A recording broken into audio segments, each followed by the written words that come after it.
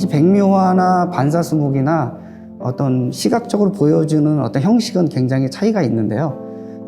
사실은 내용적으로 들여다보면 자기 반성의 어떤 사유라고 할까요? 예를 들어서 백묘화 같은 경우에는 어떤 색깔들을 다 제거하고 나면 하얀 어떤 그 색 자체가 남죠. 특히나 저 같은 경우 백토로 그림을 그리기 때문에 원료만 남는데 그것이 이제 가장 그 순수한 세계, 비움으로써 우리 태어날 때 인간의 어떤 본질적인 가장 순수한 세계로 돌아가고자 하는 그런 태도의 작품입니다. 예를 들어서 뭐 동양이나 서양이나 아이의 울음소리, 웃는 소리, 이런 소리들은 다 같잖아요. 이게 이제 본질이 같기 때문에 그렇거든요.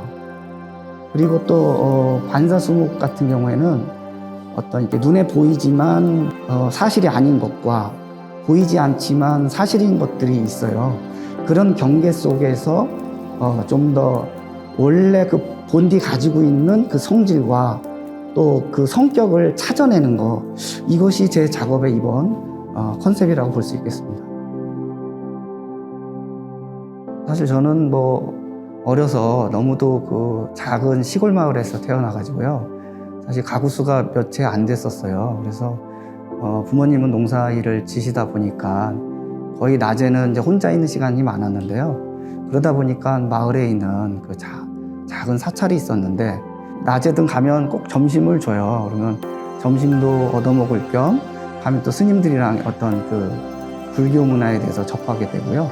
또 여러 가지 그 야생 어떤 그 약초라든지 산나물이라든지 이제 이런 거를 같이 채취하면서 자연에 대한 어떤 탐구, 자연 읽기에 대한 거를 몸으로 많이 습득을 했던 것 같아요. 제가 이제 인물화를 주로 했었어요. 어떤 사회학적인 측면에서의 어떤 인간의 모습, 인간의 굴레에 대해서 작업을 하다가 몇 년 전부터 인간의 내면에 대해서 관심을 갖게 됐고요.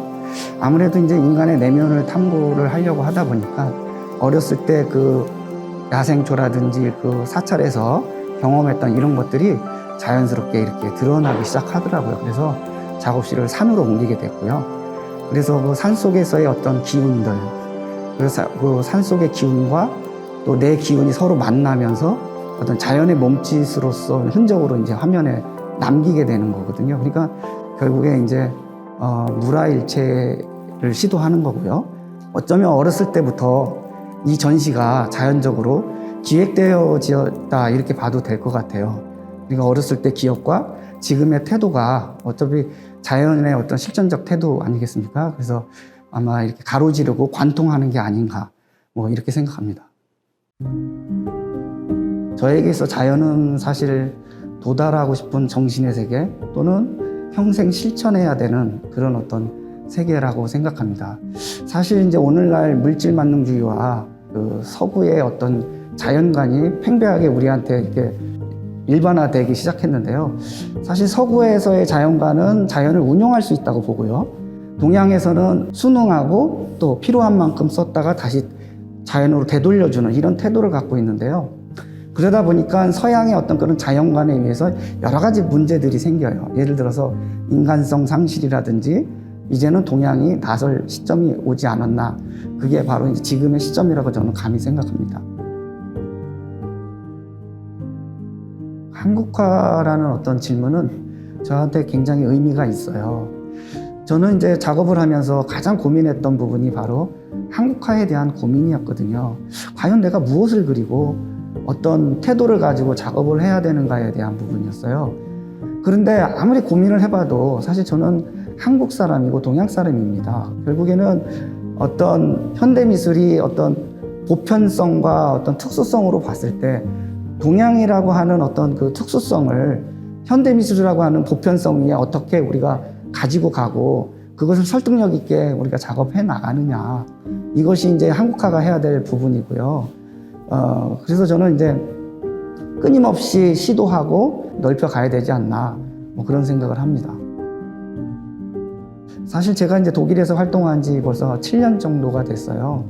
처음에 독일에 갔을 때 참 기차도 잘못 타고 비행기도 잘못 타서 참 많이 고생도 하고 그랬었는데 그들의 어떤 문화가 우리랑 너무도 다르기 때문에 사실은 문화적 소외감도 있었고 저한테 굉장히 힘들었던 초창기 때 힘들었었는데 그러나 결국엔 예술이라고 하는 언어를 통해서 접근한다면 결국엔 방법은 다르지만 추구하는 것과 인간으로서 가고자 하는 것은 공통적이었구나. 그래서 지금 오히려 더 그걸 받아들이고 오히려 더 흥미롭게 작업을 하고 있습니다. 또 하나 독일이라고 하는 데는 그 현대미술의 어떤 중심지잖아요. 그래서 예를 들어서 세계적인 작가 바젤리치라든지 안젤름 키퍼라든지 리히터라든지 지금 현재 그 10위권 안에 드는 그런 쟁쟁한 작가들이 있는데 그런 곳에서 그들이랑 같이 활동하고 있다는 게 저로서는 굉장히 좀 뿌듯한 부분이고요. 또 앞으로 제가 한국화를 가지고 어떻게 이제 그들이랑 소통하고 지평을 얼마나 확장시킬 수 있을까에 대한 부분 좀 끊임없이 고민하고 싶습니다.